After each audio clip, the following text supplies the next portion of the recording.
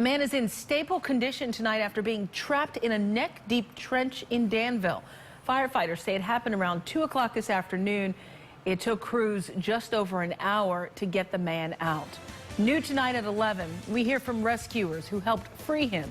WSLS 10's Duke Carter joins us now here in the studio. Duke, you know, they're used to doing these types of rescues, but I can't imagine. What are they saying about this incident? Well, firefighters I spoke to are glad that the man wasn't seriously hurt. They say after the man was rescued, he walked to the stretcher where he was taken to the hospital. Check that out. Well, they say they are happy to prepare to make sure they're ready to handle any incident, especially one that involves rescuing people from a trench. When it comes to emergencies, these first responders have to be ready. This is the saw that was used. Captain Wesley Marshall has been with the Danville Fire Department for 30 years, and he says they train for emergencies at least once a month, which is why he's glad they were able to use equipment like this saw to rescue a man trapped in a neck-deep trench. All we could see was the patient's head, which was kind of disheartening. But upon closer inspection, we determined that he did have some freedom in the upper part of his body.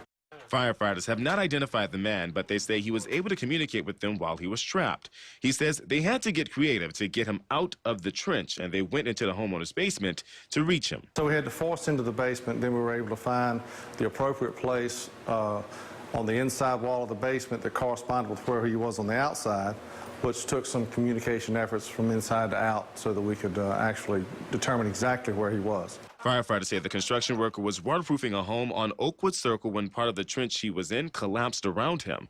Firefighters say they don't normally deal with trench rescues.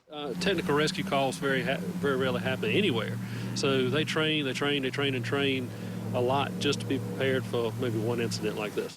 Alderson says fire crews train about once a month to make sure they can save lives, like the construction worker who was able to walk away from this incident without serious injuries. It's very, very encouraging to know that the man is doing as well as he is.